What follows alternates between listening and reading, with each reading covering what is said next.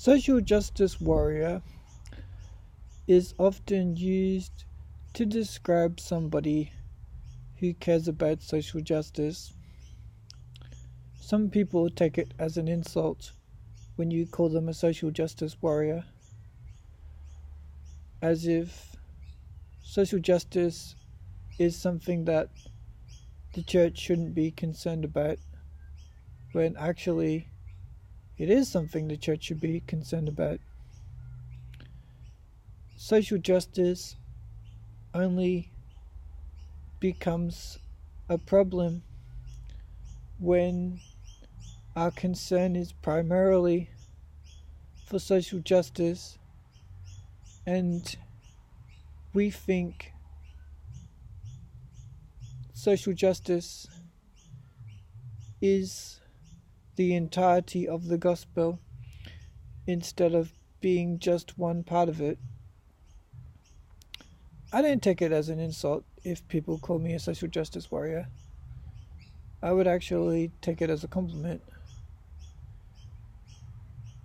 Some people think that the only way to be like Jesus is to be the hands and feet of Jesus, to clothe the naked and feed the hungry and visit those who are sick and in prison, to live at Matthew 25, where it says about the sheep being divided from the goats because those who were goats saw a need and didn't meet it. They asked Jesus, "When were you sick or in prison? When were you naked and in need of clothes? When were you hungry and in need of food?" And Jesus said, in those times when you ignored or met the need of those who were in need, you ignored or met my need. When you were helping me, when you were helping those who needed help or ignoring those who needed help, you were ignoring me or helping me.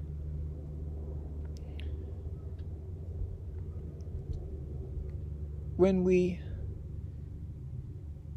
see people in need, they could be angels in disguise. Just because we don't see their wings and their halo doesn't mean they aren't angels. I'm not saying they're all angels, I'm just saying it's a possibility that you could be interacting with an angel without even realizing it. There has been a long history of racism in the United States of America. African Americans have to contend with racial profiling. When there's a crime reported in the neighborhood, the African American often finds himself to be the first suspect. Police sometimes refer to African Americans as spooks. Often African Americans are assumed to be guilty until proven innocent, instead of innocent until proven guilty, based upon stereotypes perpetuated by hip-hop culture and movies and the education system. It's actually a miseducation system that needs reforming.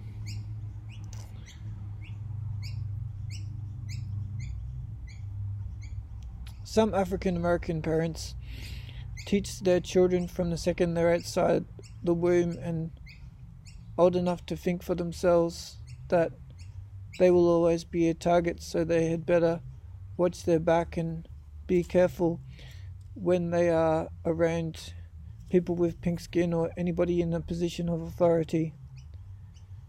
They are told to call people who look like me sir or ma'am, and to always be polite and to always agree with them, and to never share their opinion if they disagree with their opinion or belief. This isn't the case for all African Americans. Christians too have found themselves to be the target of suspicion and hatred. Why do people fear us? Why do people lock us up? Why are people afraid to hear what we believe? Why does it make them angry? Why does it make them sad? It could be that the Holy Spirit is convicting them when we speak to them. If you grow up believing something, it's hard to change your mind and believe something different. If I was told that God is dead, I wouldn't believe it. There is no proof that God is dead, but the proof that God is real and God is alive is all around us. How else do you explain the beauty and complexity of our universe? It didn't just occur by itself. It required an intelligent designer. An intelligent designer is the best explanation for our universe. And there is evidence to suggest that Jesus rose from the dead, coming from sources that have no reason to say anything good about him. Josephus despised Jewish people, and yet he was giving evidence of Jesus rising from the dead, as well as Roman soldiers.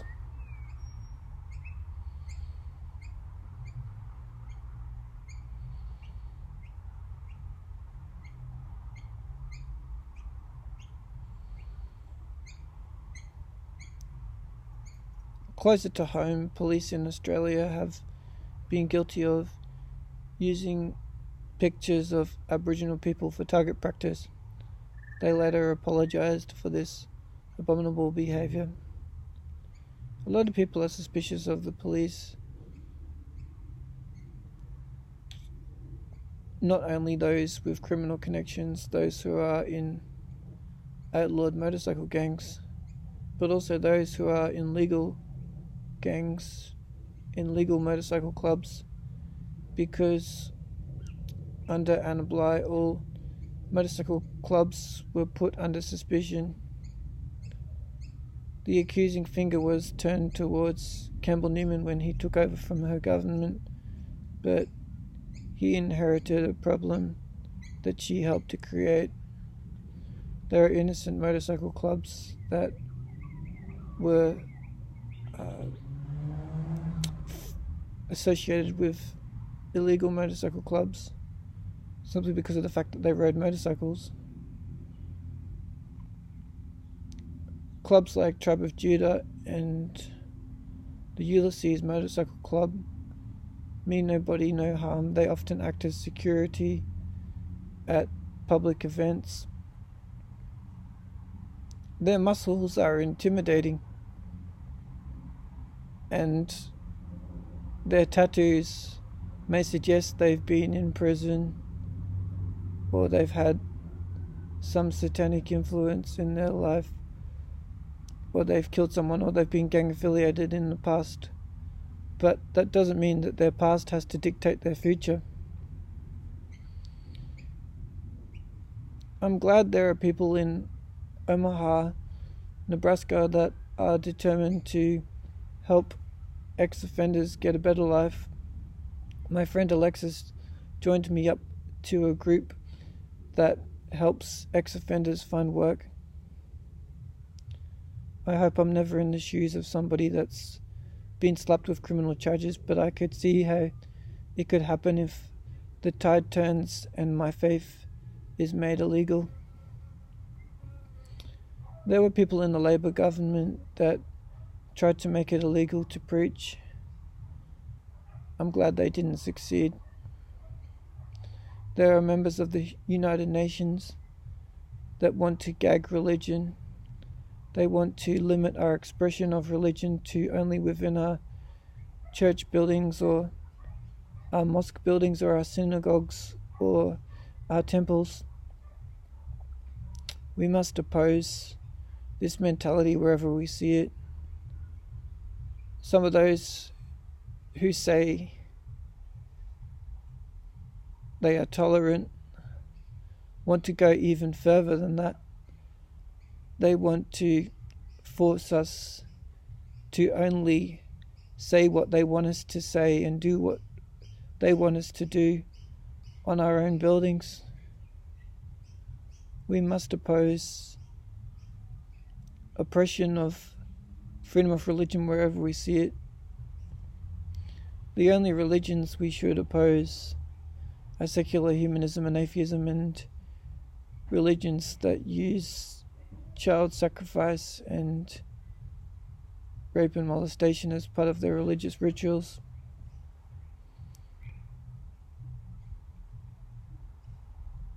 Pedophilia was common during the times of the Greeks and Romans.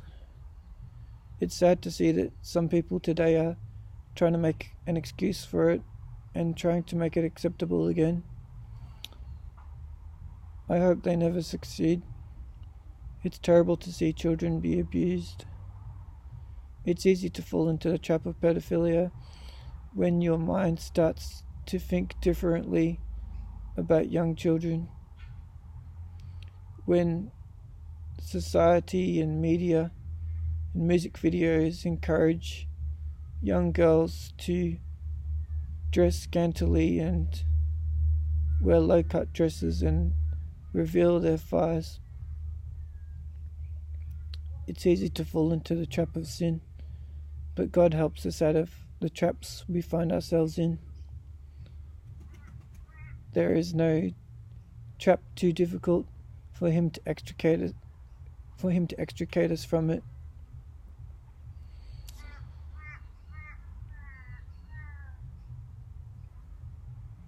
My friends were saying how some people are in prison, possibly in detention centers, for being an illegal immigrant, or possibly for being a juvenile offender, where they are forced to sleep close to the toilet and they are forced to share beds. We've progressed a long way from the castles I've seen in the UK, where people were jammed underground into dungeons where you had a grill over your head and you never got to see the light. You can see this kind of life being portrayed in the movie The Birdman of Alcatraz and in The Count of Monte Cristo, which was written by Alexandre Dumas, who was famous for writing his books naked. I would never follow in his footsteps. When I'm naked, my thoughts tend to stray towards the perverse, so I don't want to get perverse thoughts down on paper or record them for the world's posterity, because I want to contribute towards the betterment of our world, not the detriment of it.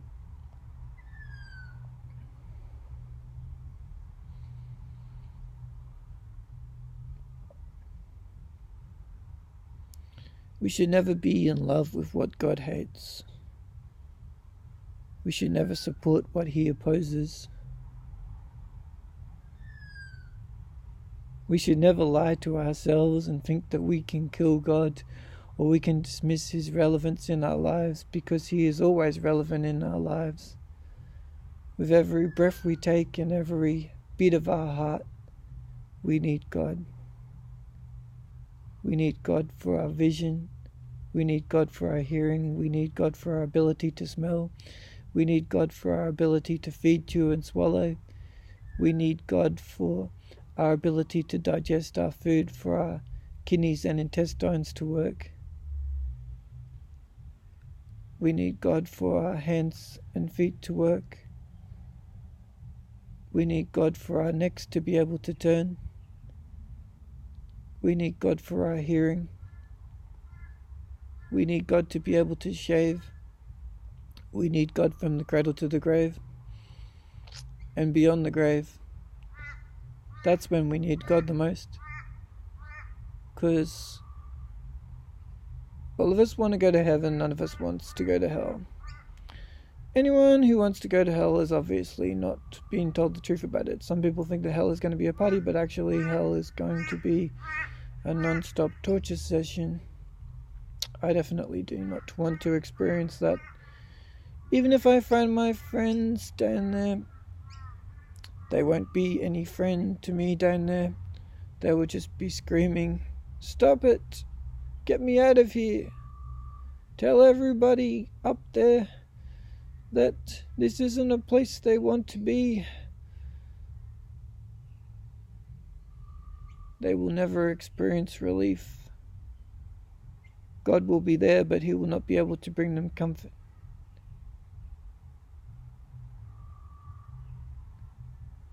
He is there to listen to their cries, but He can never bring them relief. He cannot provide even one drop of water to provide relief from the heat they are experiencing. It's hotter and darker than anywhere you can experience on earth.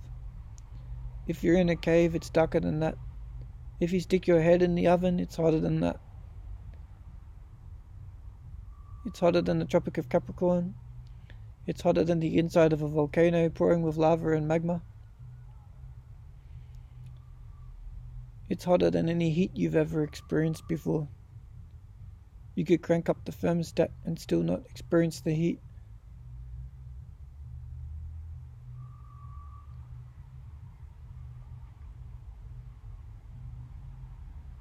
It's like sitting in a fire that never stops burning. But heaven is a wonderful place, filled with glory and grace. I'm going to see my Saviour's face. Can't wait for that day to arrive.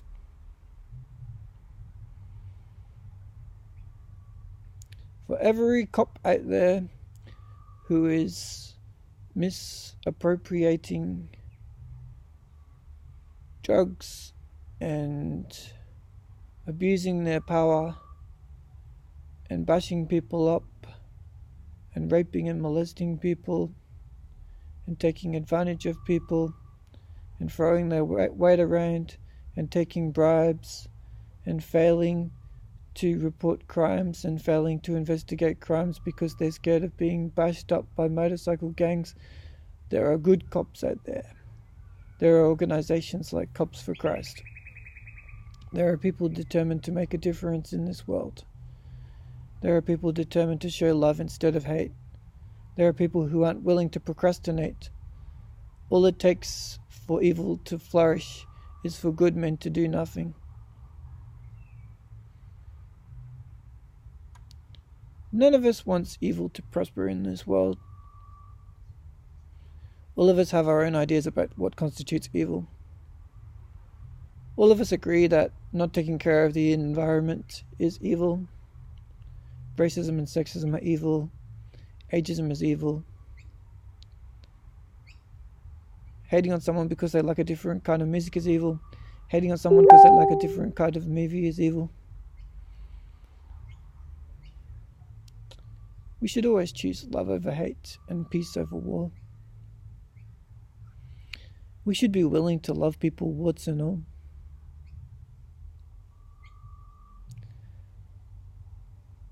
I remember how I used to lie to chicks and say they were always in my thoughts when it wasn't true, because it's impossible to think about one person all the time, because you think about eating and you think about sleeping and you think about drinking. I don't know what God means when He says to pray without ceasing. I guess even though it's impossible to pray all the time, He wants us to constantly be agreeing with His thoughts and disagreeing with the enemy's thoughts, and that's praying. Praying doesn't have to be something you do out loud. Praying can be something you do inside your head. There is power in the spoken word. God's spoken word brings life. That's Rima. His written word is Logos. If somebody says something to you and says that it's a prophecy and it disagrees with Logos, then it's not Logos. Then it's not Rima. Because Rima never contradicts Logos. God never contradicts Himself. He'll never tell you to do anything that He hasn't said in His word to do. He'll never tell you to do anything or think of anything or say anything that His word says not to do. He will never tell you to believe anything that His word tells you not to believe. He will never tell you to be for anything that his word tells you not to be for. Don't be deceived that in order to be loving, you have to agree with everybody all the time, because it isn't true that anybody agrees with everybody all the time. All of us have points of disagreement. All of us have biases and prejudices. All of us have things we agree with others on, and things we disagree with others on. It's impossible to agree with everybody all the time. And it's okay to disagree with people sometimes. And it's okay to choose not to vocalize your disagreement. We have to choose our battles wisely. It's impossible to fight every battle that needs to be fought in the world. That's why God has plenty of children. He doesn't just have one child. He doesn't place upon your shoulders the burden of taking care of every problem in the universe. You're not supposed to be Superman or Superwoman. Let God be the Übermensch. Let God be more super than any man on this earth. Actually, He will be God. He will be more powerful than any man on this earth, whether or not you give Him permission. But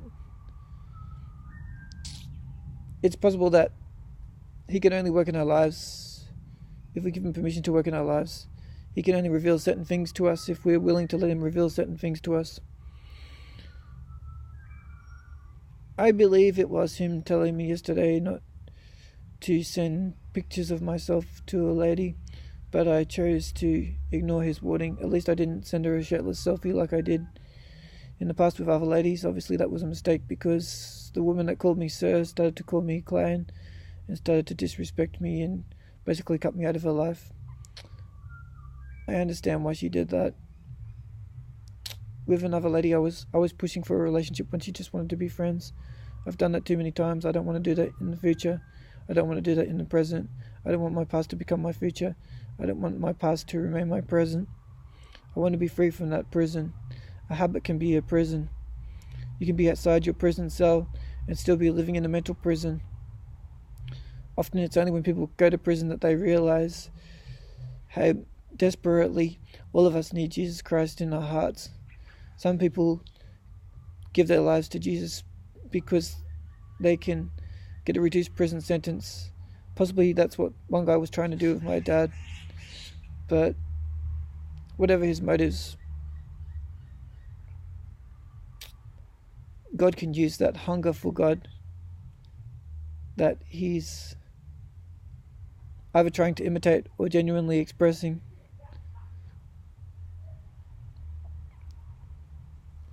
I'm so grateful for the freedom that God brings us.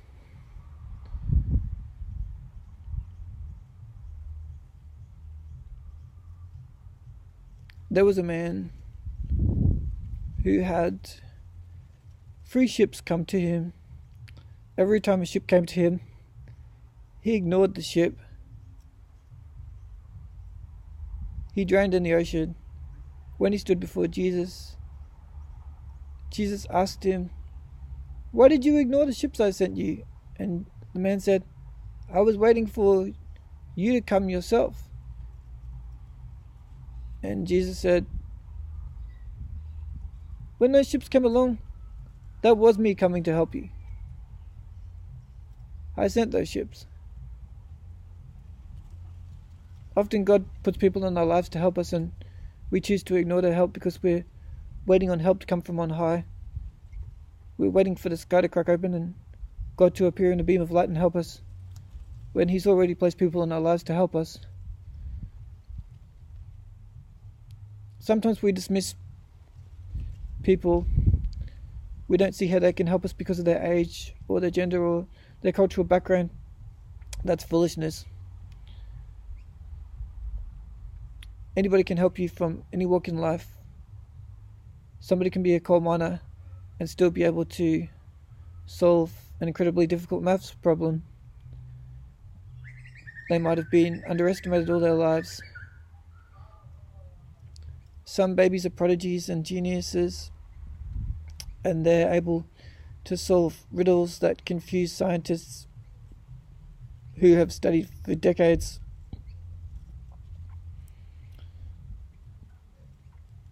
It's crazy that Copernicus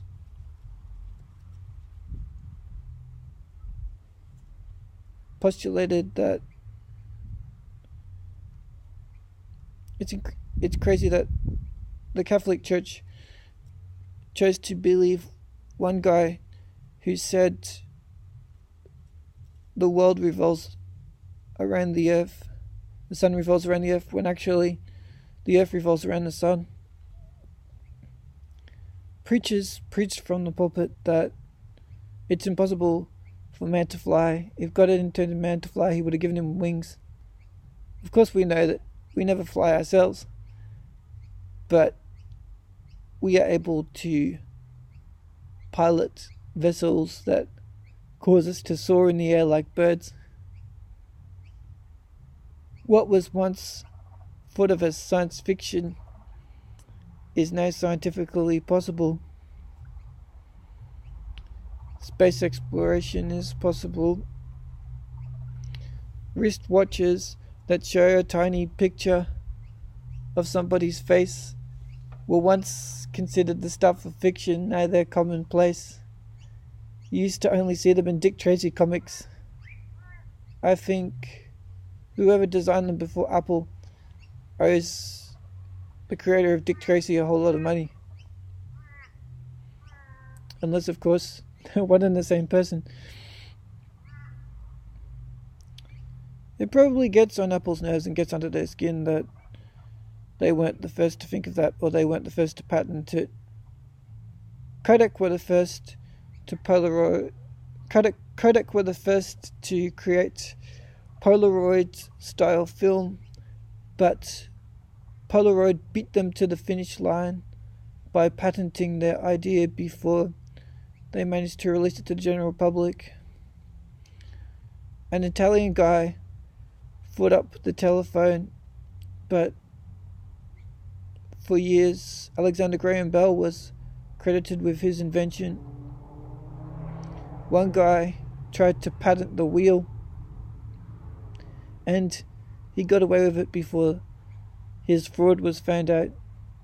It's crazy the swindles that people manage to pull these days. It's crazy the cunning minds that exist out there. It's sad that people would use their energy and time to pull off a heist and rob people on trains when they could have used their brains to help the world become a better place. There are so many widows and orphans out there. There are so many lonely people out there who never have a husband or never have a wife. There are so many mothers. There are so many women that never become mothers. There are so many mothers whose children die when they're just born, or due to sudden infant death syndrome, which is still a mystery to the world.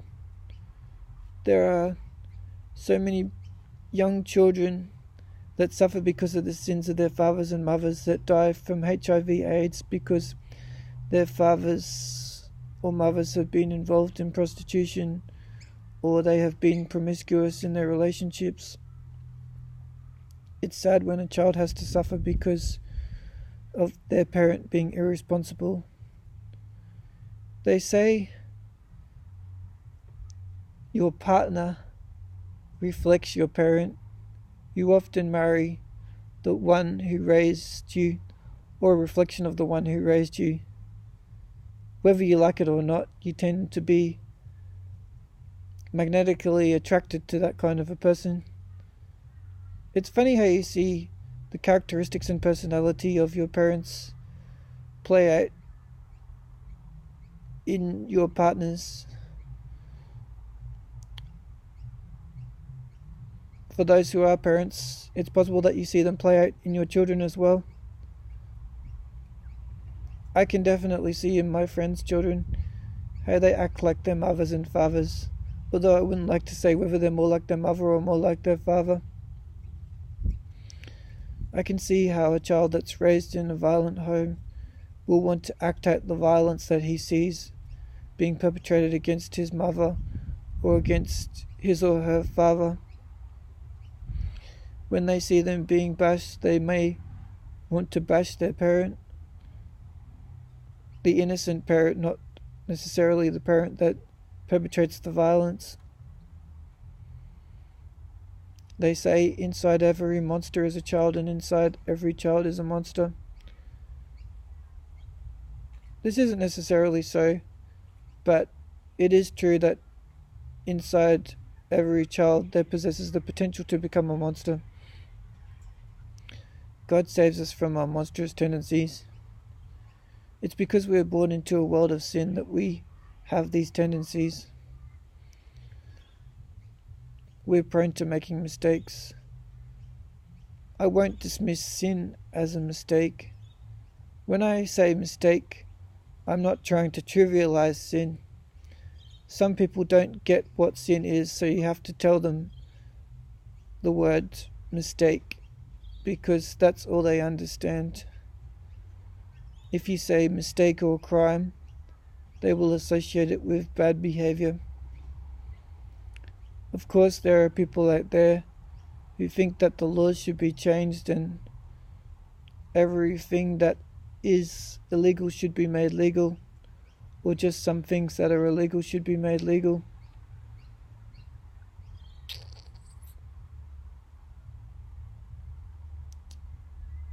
When one guy became friends with Charles Colson, the founder of Prison Fellowship, he had the guts to take pornographic magazines off his shelves, even though he lost $1 million a year by choosing to make that wise decision. I wish 7-Eleven would take a leaf out of his book. It's terrible that pornographic magazines are readily available to children.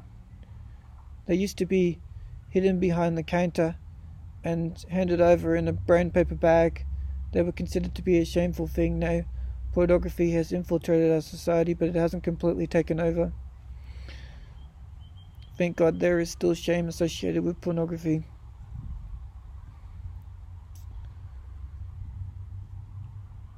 Body shaming is a bad thing.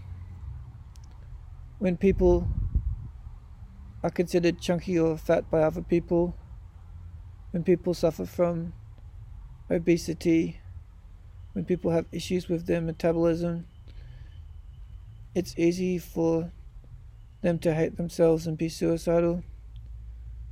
There are some people that only gravitate towards those who are a little more chunky, or those who have a little more meat on their bones.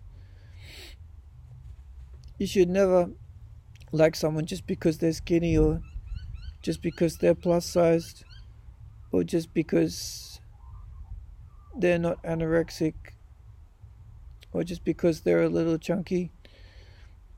You should always be loving towards everybody. You should love people for who they are inside, not who they are on the outside. It's easy to allow our thoughts to be dictated to by prejudices. My father said that I would be married to a woman who was large-bodied. That's never happened. I wouldn't mind if that happened. I prefer women who have darker skin than me, who are from an African background or a non-European background. That doesn't mean I wouldn't date a woman from the same cultural background as me. She would just be my second choice or low down on the list compared to a different kind of woman.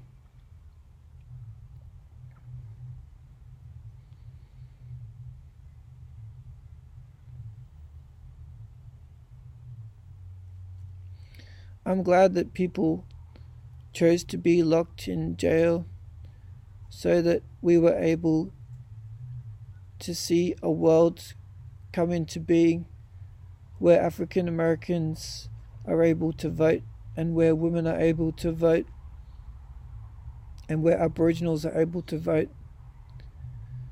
I'm glad we don't live in a world where people are treated like second-class citizens because of their culture, at least when it comes to voting, or treated like second-class citizens because of their gender. Obviously, there are still some areas in our world that need changing.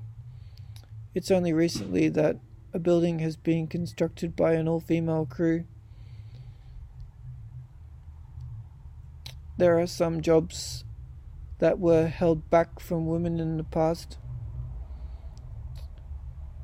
This may need to change. I don't know everything that's going on in the world, and I don't need to know everything that's going on in the world. I know that progress has been made, and I know there's work that still needs to be done. There was an experiment that was made on a reality TV show. A woman and a man both went to buy a car, and the woman was charged more for the car than the man was. There are some car dealerships which are run by women. This might be a way to prevent sexism from taking place, but it isn't necessarily a guarantee. People can refuse jobs and be secretly racist and give another reason for refusing a job to you.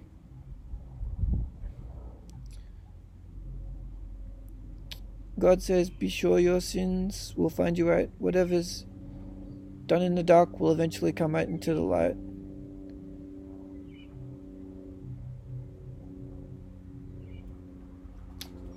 I'm sure everybody has heard the tale of the little engine that could. There was a train that didn't think it was going to make it to the top of the mountain. All the time it was going around the mountain, it was saying to itself,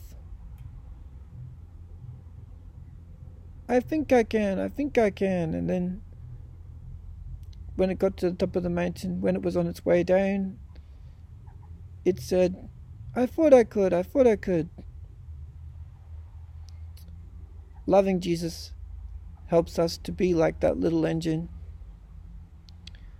It helps us to believe that it's possible for us to live out our dreams instead of letting them be somebody else's dream. It's the worst thing imaginable to die without trying. There was one lady who had a fear of flying, so she was kept back from achieving greatness as a singer. Some may say the world was better off without her, but I think that everybody's got a story to tell. Everybody's got a little gem to offer the world. It's a shame that some people feel they have to wear masks. Some people feel they have to change the color of their skin, or they have to change their gender, or change their physical appearance, make themselves skinnier or taller, or damage their body in some way in order to be accepted, in order to be loved. It's a shame that we live in a world where there's self-hate and not just self-love. More than self-love, we need love for others. The more we show love to others, the more likely we are to love ourselves. The best way to free yourself from the prison of depression is to do something good for somebody else. Obviously, doing good for somebody else shouldn't be your motivation. You should be motivated by the joy that you get from helping somebody. When you do good for others, you reserve for yourself treasures in heaven, where moth and rust cannot destroy it, and where thieves cannot break in and steal it. Where your treasure is, there your heart is also. Some people think that you have to have a lot of money or you have to have a job in order to be prosperous and successful, but all you really need is Jesus. If you've got Jesus Christ living inside your heart, then you are prosperous and successful. You have hope for the future. You have a reason to breathe. You don't have to justify your existence to anybody. Jesus is the one who justifies your existence. He made us for the purpose of his worship. That's what ethnos means. Ethnos means culture and worship. All culture is designed for worship of the Lord Jesus Christ, Adonai, and the Holy Spirit. the triune deity, the Trinity, three in one, in whom we live and move and have our being. I want to watch movies that please God. I want to listen to music that pleases God. It isn't always easy. Sometimes I buy music and it doesn't have an explicit language warning, so I can't tell whether it's got swearing on it. They don't allow you to listen to music before you buy it anymore. You used to be able to hear at least 6 albums before they were released to the general public. You used to be able to place on your headphones and choose between the albums that were in a display case on the wall, and you could almost hear one complete track before you would hear a little voice in your head that came from a robot, or a voice recording that told you that you had to change to a different disc. There was a way to get around this by quickly changing from one track to another track before the track finished. You can usually hear most of a track before it finishes. As long as you change before the outro, you're not in any danger of not hearing the whole song. Sometimes it's possible to tell whether albums have swearing on them if they print the lyrics, but not every artist does this.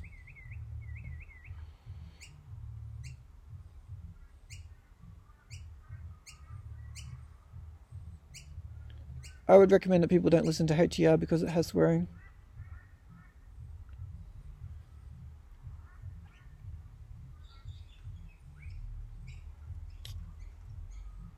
Just because an artist has swearing in their albums doesn't mean they haven't got something to offer the world, and doesn't mean they aren't a good person, and it doesn't mean that God can't use them, because God can use anybody. It's just something that I wouldn't choose to buy myself. I can still support artists without supporting them financially.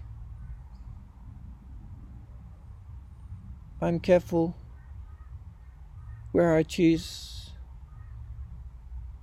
to share information on the internet. I'm careful who I give my hearts and likes to and who I give my shares to, because God told me, be careful what you promote. I find that the more I promote a certain way of thinking, the more it starts to become my own way of thinking. I find my brain becoming rewired. I find my way of looking at the world changing. The more I love what the enemy loves, and the more I hate what God hates. The more I love what the enemy loves, the more I hate what God hates. The more I love what the enemy loves, the more I hate what God loves.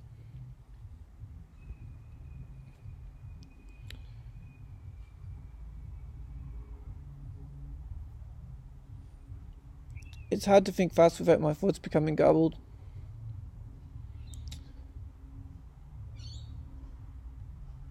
I can make perfect sense linguistically and still be talking gobbledygook to people that haven't walked in my shoes.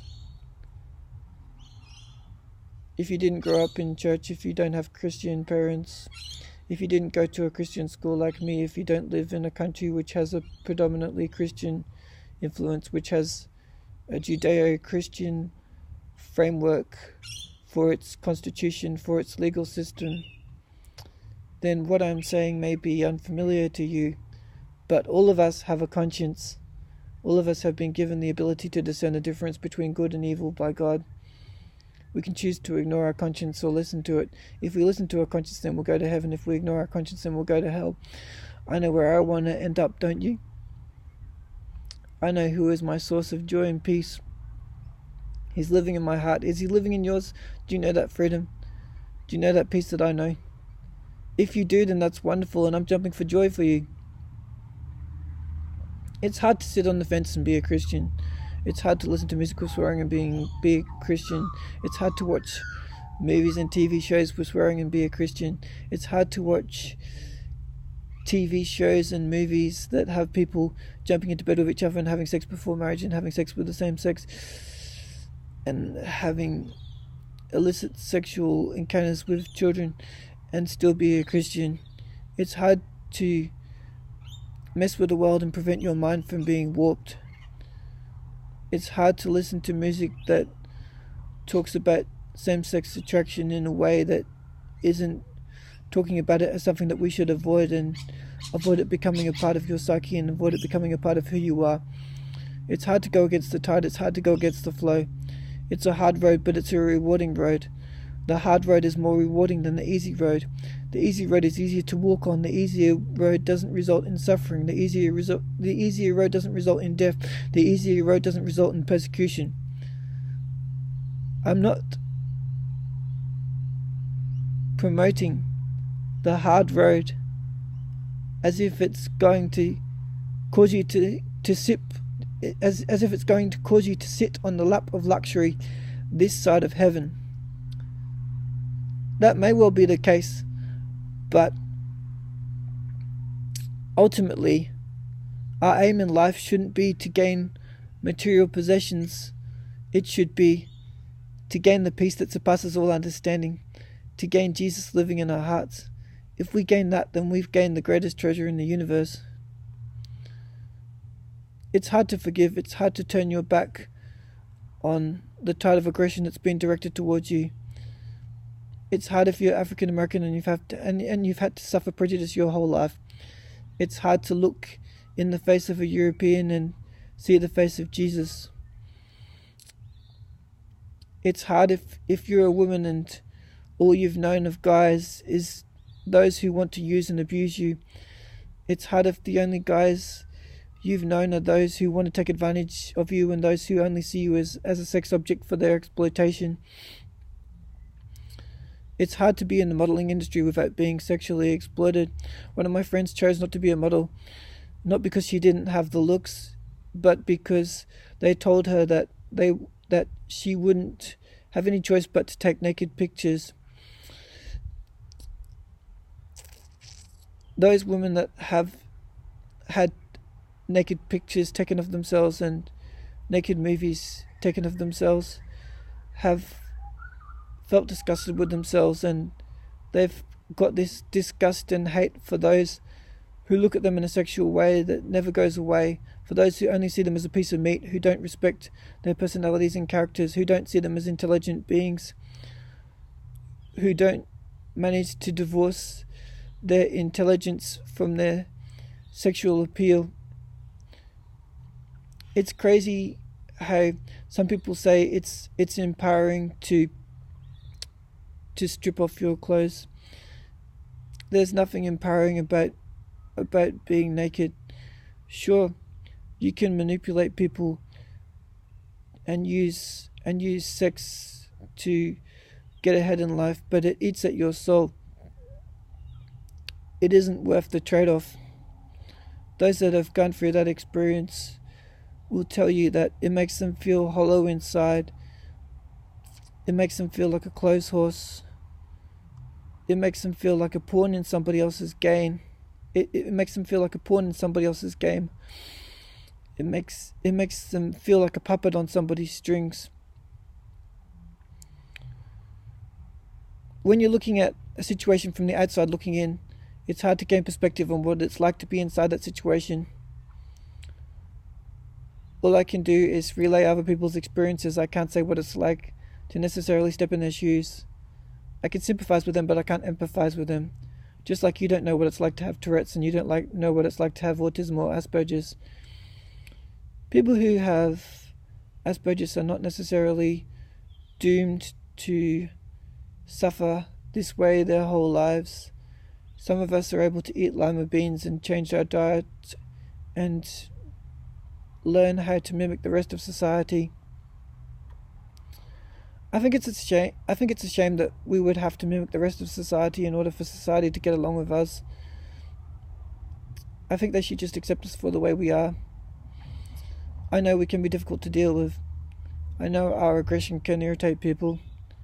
I know the way we interrupt people and cut into their conversations in some quarters may justifiably irritate and upset people, but if we've learned no other way to behave, how can we behave any differently?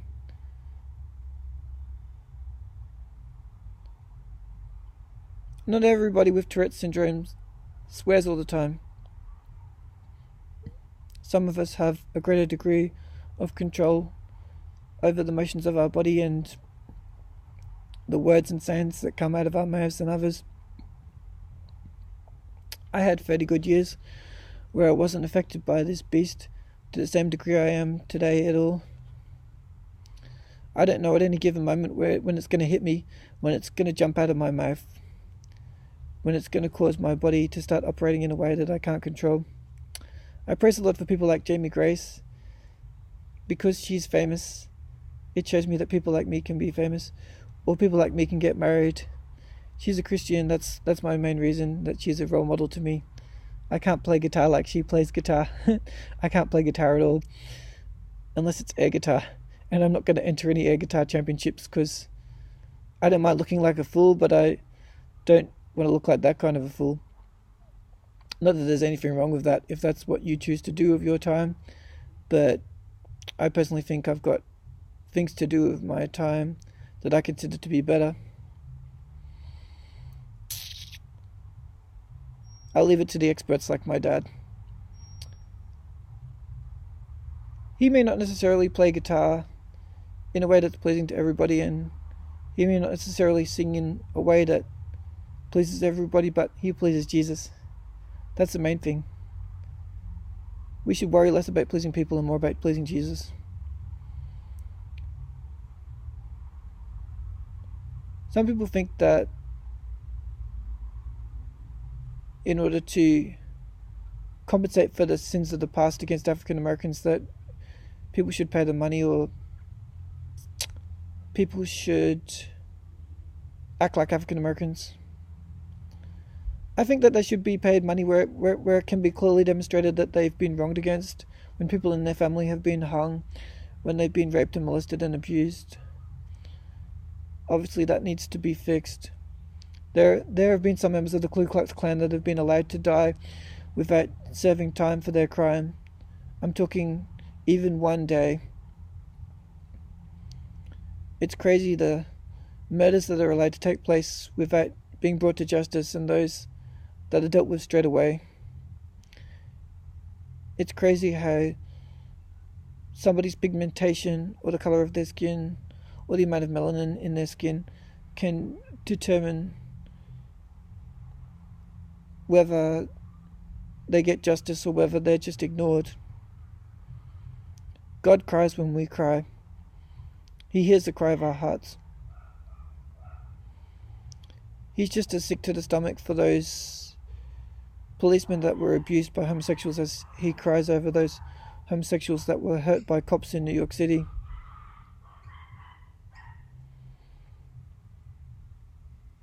Crime may pay in the short term, but it never pays in the long term, in the light of eternity. There are no sins that we can commit in our thoughts or in our actions or in our speech that God hasn't taken into account. Likewise, conversely, there are no good deeds and no good thoughts and no good actions that we participate in that are ignored by God, that fail to escape his notice.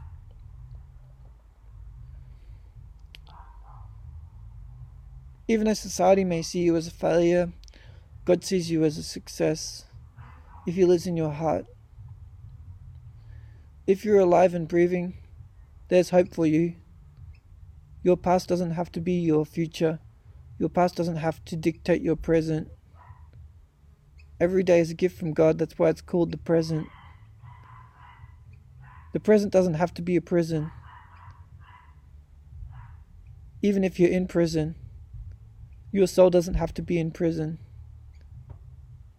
Your soul can fly free to paradise if you repent of your sins and believe in Jesus Christ and make Him Lord of your life. He's the only hope this world's got. Sure, there may be somebody that pays money to get you out of prison. There may be rehabilitation programs that help you to get jobs. There may be someone who's willing to marry you and willing to look the other way and not look at your past crimes.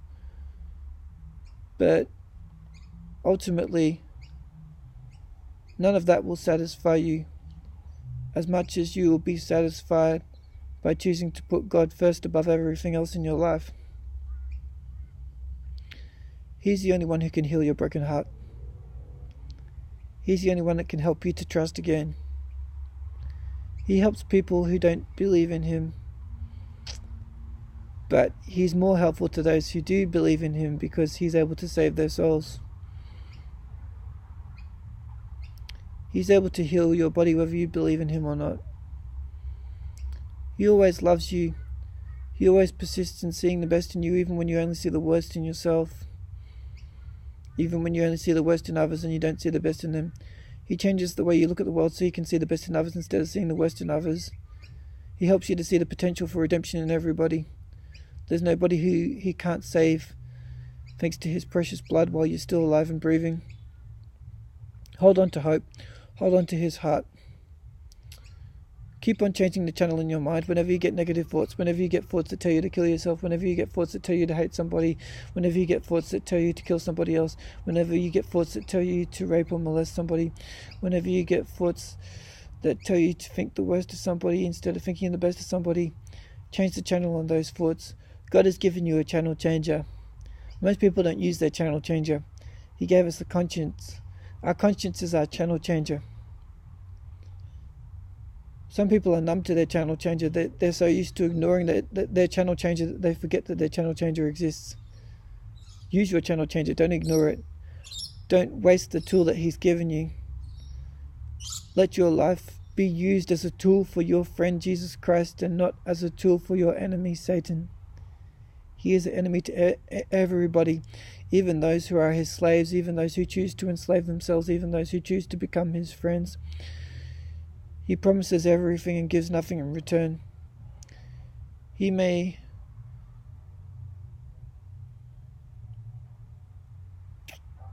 offer healing to somebody. He can never heal anybody. God may allow somebody who prays to Satan or who prays to devils to be healed, but he can never heal their spirit. He can only heal their body. And ultimately, it's not physical healing that we need. It's healing from sin sickness. God can give dreams and visions to people during Ramadan. He can give dreams and visions to Hindus and Buddhists and people from all religious backgrounds and people who say they're from no religious background. He can work in the lives of anybody. Please don't think that you're too small to be used by God. Please don't think that you have to go through some course in order to spread his word. Those things can be helpful. We can learn from other people's experiences. It helps to learn Hebrew and Greek. Every bit of information in the universe is useful, as long as it's not a lie.